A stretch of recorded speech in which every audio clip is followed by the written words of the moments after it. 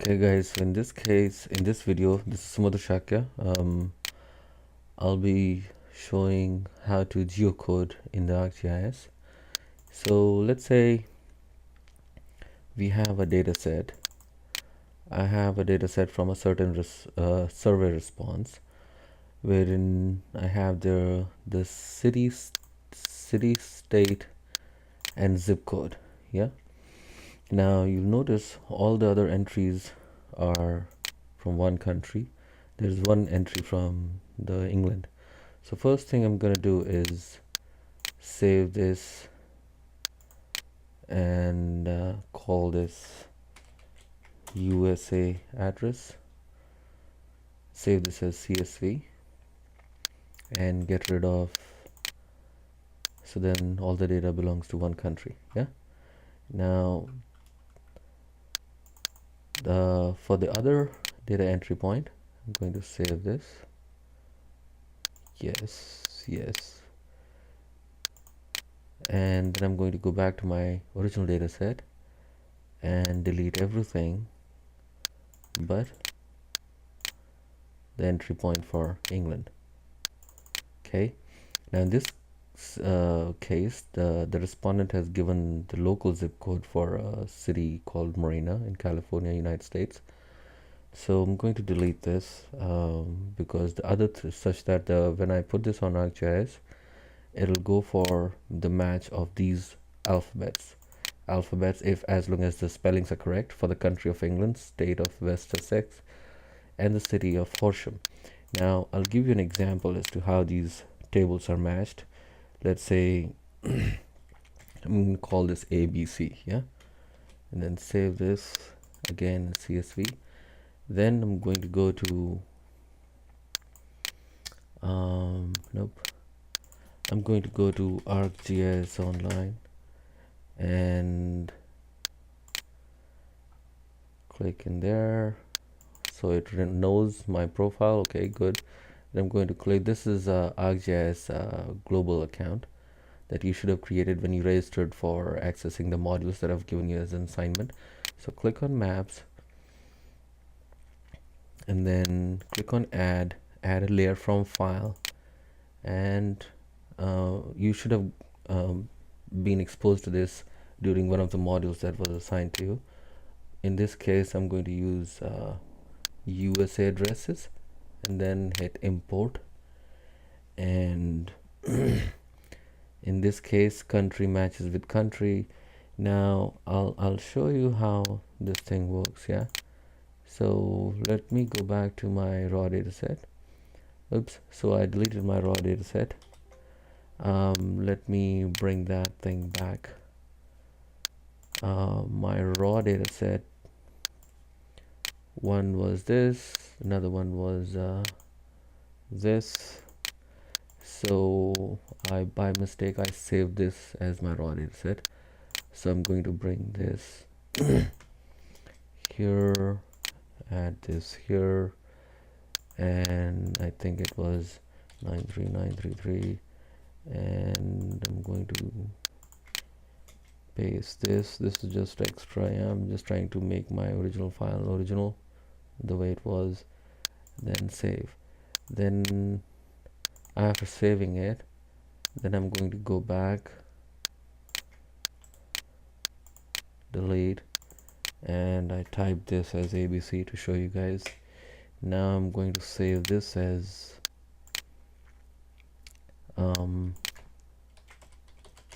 England address.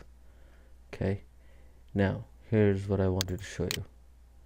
So if this is how it was, then if I show you this, then this is how it matches. Yeah, so Control Shift D, and so oops, I hit my table lamp, and okay, so if you notice, oops, the touchpad is still okay. So let's see, the touchpad should now be working. Okay, so this is what we have here, and it matches. So these labels all of these labels, these are what are shown on the left hand side.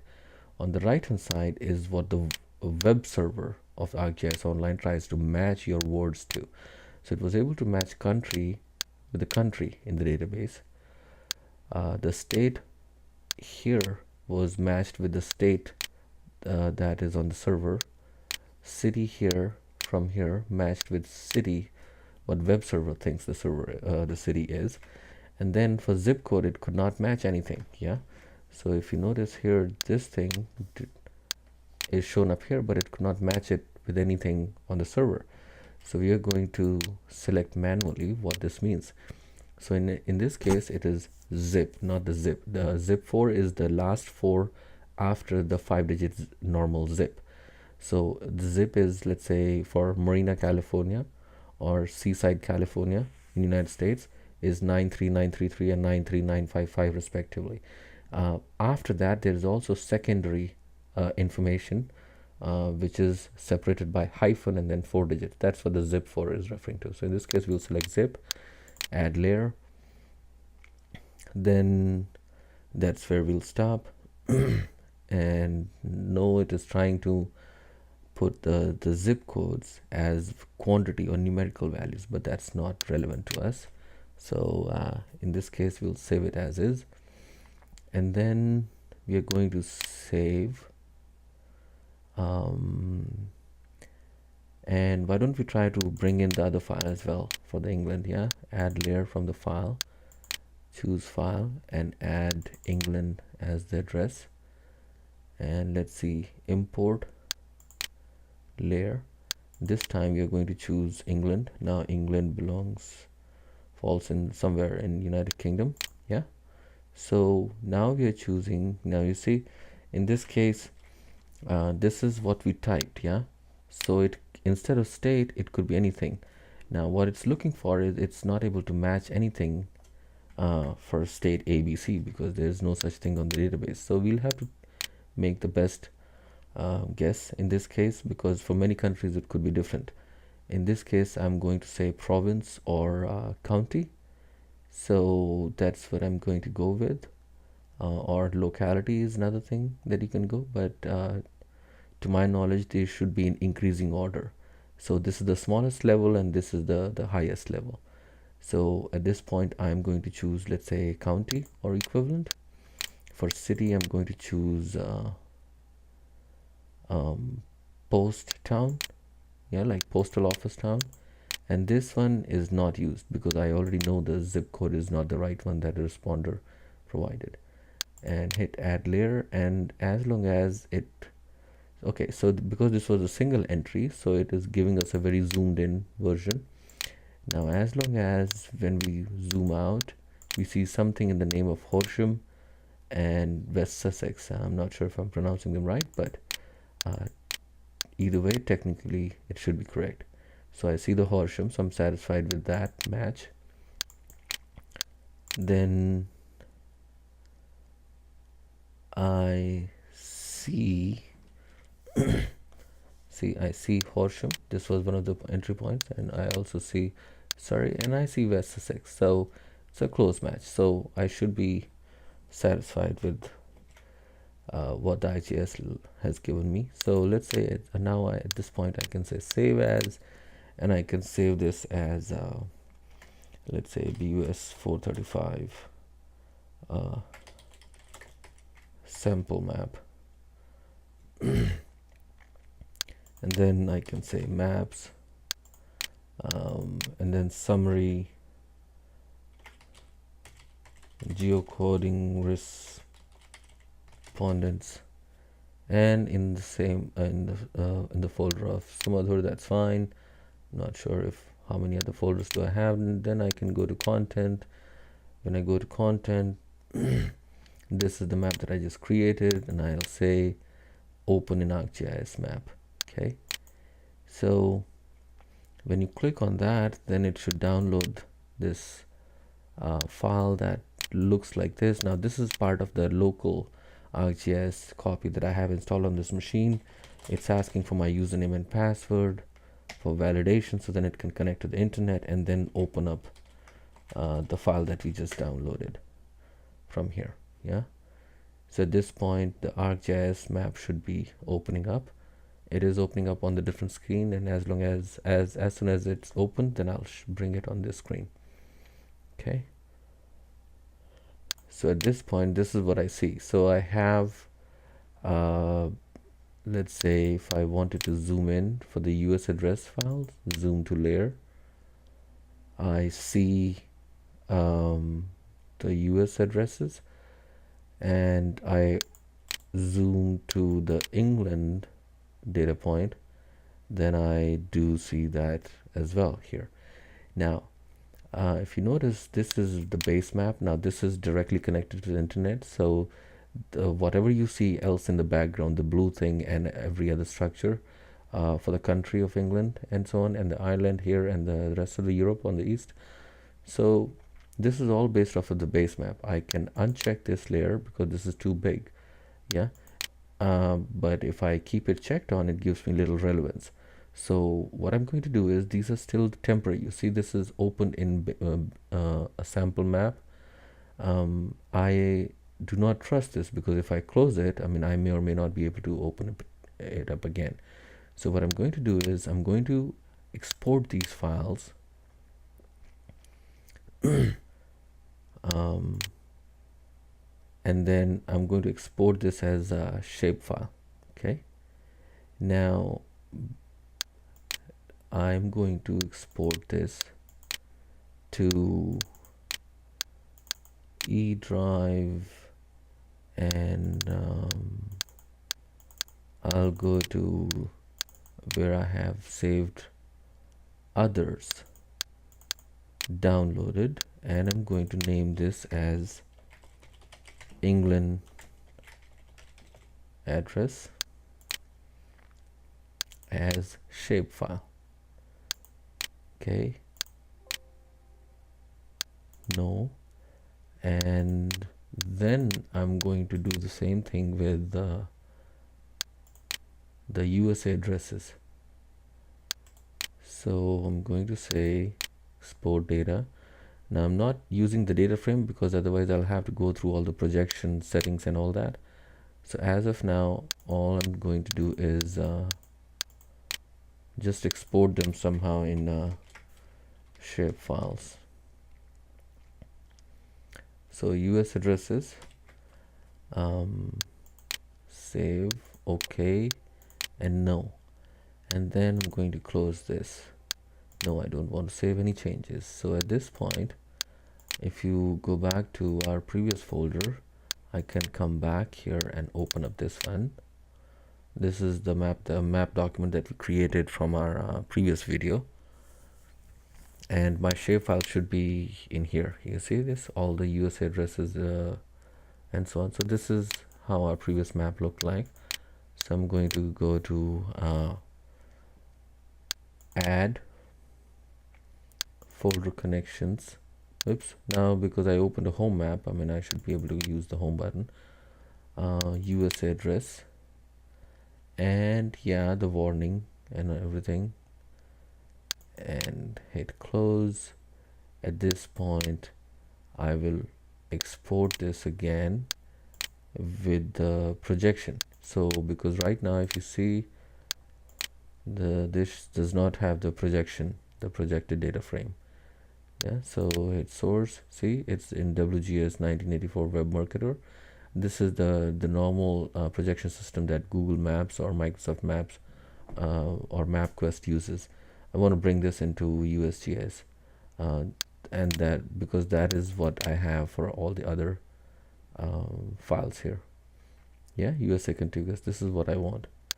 Okay, so in order to make it same, I'm going to say data export using data frame this time, and I'm going to give the same name, US address, but I'm going to save it in my inputs. Yeah, and I'm going to call this respondents. Yeah, just to give it a different name. Okay, yes, I do want to add, then I get rid of this layer here. Now similarly I can also add England data point. Now remember, this would be outside the US map projection that I already have in the map, but for now it should be fine. At this point I'm going to say export data frame. This would give it a relative position for that address, and I can add the rest of the boundary maps later on for this purpose, and then get rid of this. So now if you see, let's say if I was to make this bigger, I see the places where my respondents are from. Okay, now let me bring in the catalog here, and before I go any further, I'm going to say save as. Let's say I'm going to save this as map 2 basic hygiene and then 2. Okay, so then if something goes wrong I can go back to my old map. Now this, so I mean now we do have this the coding ready. So if I right click, then this is what I get to see. So I have the city, state and country. So this is what I had in my CSV file. I have the zip code and everything else. This is by default columns that were made. So if I had a name of the respondents, I can display them here. If not, I can also go back here and use labels and show me the cities for these, and I can zoom in a little bit, use the drag tool, bring it in the center and save it again. And at this point, if you notice, oops, my pen. So if you pay attention here, over here, see that? So this is where I'm going to click and flip my view as a map document. So customize toolbars. I want the toolbar for creating maps. Okay, so let's say it should be somewhere on the top. Draw. No. Now, okay, now let's see. So what worked for me is I chose the data driven pages, so which created the menu. This one was a floating menu, so I just dragged and put it here. Then I'm going to use this layout. Yeah, so these I'm going to arrange it here and then save it. Now at this point I'm going to zoom in a little bit, bring in like this and where's my tool menu? Okay, so this is where you can choose the sizes as to what type do you want to create. Okay, so California is long from top to bottom, so this is what I'm going to keep using for the A4 size portrait. Now these should be resizable if nothing has changed in the software. Okay, now I can zoom in further. Oops, nope, that's not what I wanted. On my drag tool, bring it here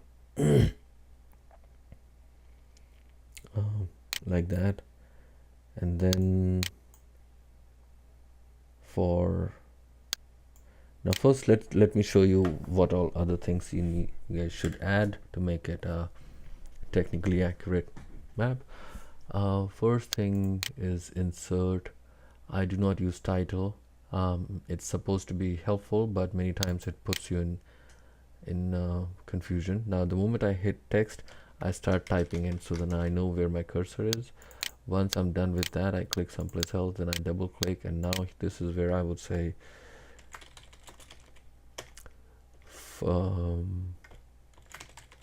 first map title. Then I go to change symbol. That's where it should give me some options of changing the font types and so on, and I hit OK, hit apply, OK, and I think it's not big enough, so I'm going to go back here, change symbol and choose 20, hit OK, OK. The next thing I'm going to do is insert a legend. Now there are multiple things you can keep going further, but I'm going to just hit on preview and finish just to cut down the timing for this video. Then I bring this over here. And then another thing is north arrow. I can choose, you can choose any of the other things that you want to show where the north south for the map refers to the actual things. A little bigger, and then insert scale bar. I tend to choose, let's say this one, hit OK. I will drag and drop this over here, and then insert scale text. In this case, because we're in the United States, people still deal with miles, feet, and pounds, so that's what I'm going to make it such that it's easier for the reader to make sense. And okay, so the moment you change this, yeah, it refers, and then that's about it. I can also add dynamic text of coordinate system, and that's what I will add. Now this may be a little too much information, so I'm going to change everything other than the projection name. So either you can keep it like this, or another way to type in normal text would be, let's say if you were to go to this and go to source, you grab your projection name from here, hit Control C, hit cancel, then go to insert text, and then immediately do Control V. Now this is normal text, this is dynamic text. Yeah, this is what grabs the information live from the properties of the layers that you have.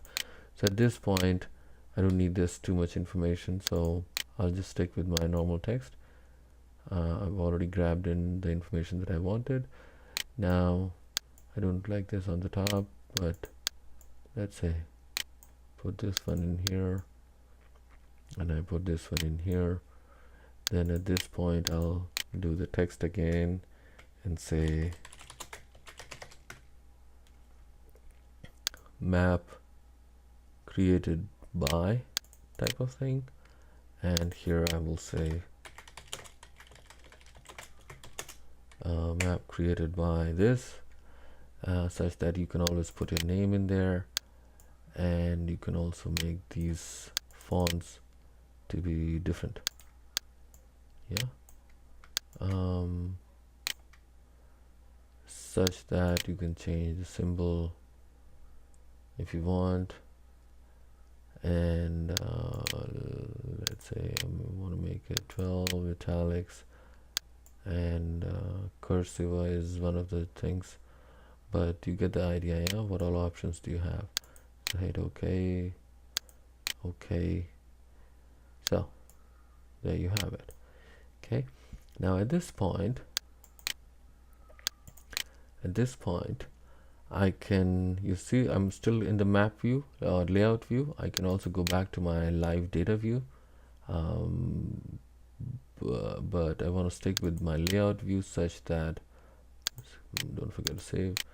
Now export map, go to the map and say I'm going to use basic map, and you have a couple of options that you can use. I tend to use PNG or JPEG. It gives me somewhat more options. Also, you can choose what the background can be: transparent color, no color, and then background color is also again no color. And then in the generic, I always use 300 dpi, such that when you use them on the PowerPoints or on projector, they do not look stretched out and everything is readable. Okay, so I hit save. Now the moment I'm done with that, it should show a progress bar here. It was real quick, but you can rewind and see it. And now if I go back to the maps, I have my PNG file ready. Okay, now there are a couple of ways you can play around. You can make the transparent background as transparent, such that when you put this in PowerPoint, everything behind this picture is also visible. Sometimes it's useful, sometimes it's annoying.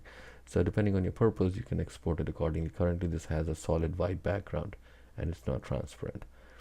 And I think that's about it. So in this video you learned how to make how to do the geocoding, as well as how to export a map or a basic map.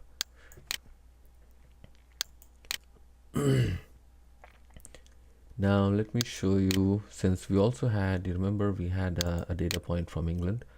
So let's say I want to add a new data frame. Yeah, so I'm going to go first, add data from, you can try this as well, add data from ArcGIS Online, and also base map.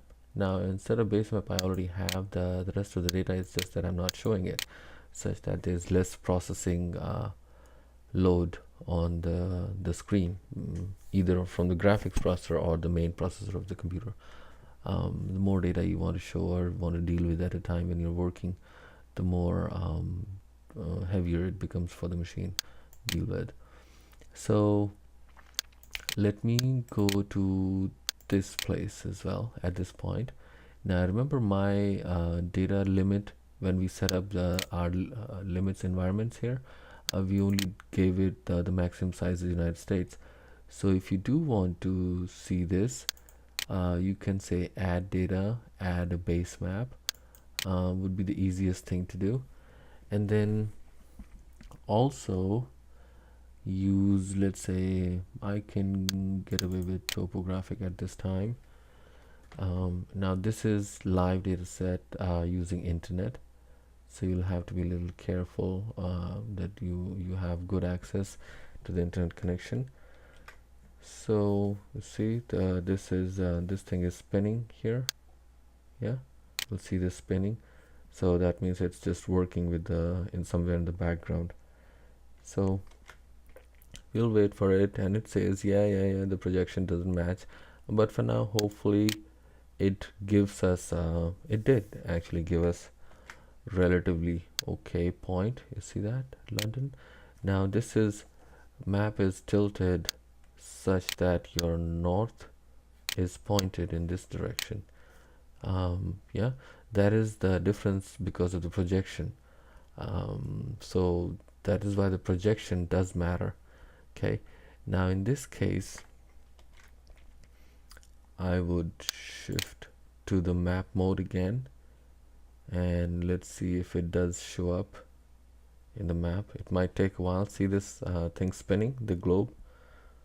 So okay, finally it did show up, and I'm going to click this here, and see my legend has now changed to the things that are visible in here.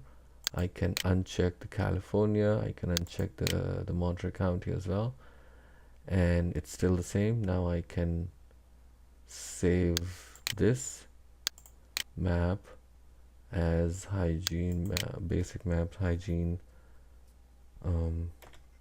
3, yeah, and then also export it as the second base map. I name these things differently such that I can go back and I can see my files all sorted out nicely. Yeah, choose no color in the background, and yeah, that's about it. I'm happy with everything else. 300 dpi or more is the basic things that are required in the printing. Okay, now if you go back to your so you have your map ready. This is, I'm just trying to show you how to create one. I'm not showing you that this is accurate, yeah, because you see your north-south does not match with the actual north-south on the ground. That's because our projection systems were in different conditions, so those needs to be fixed before you can create them. But just to show you as an example. Okay, so that concludes our this video. So in this video we learned how to geocode from scratch, and also how to create the map. Now if you remember, there's also an option where you can add XY data if you have latitude and longitude, and you can also use the inbuilt geocode addresses. In this case, there are some of the privileges that you may have to have depending on the type of license that you have, but it does certainly help. For example, let's say ESRI World Coder, and then you have to add, and then it's looking for the file where if you were to provide that, then it'll work such that you don't have to go through ArcGIS Online and all that. Okay, or you can, let's see,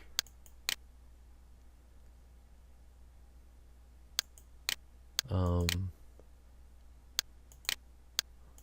think it's about to crash. No.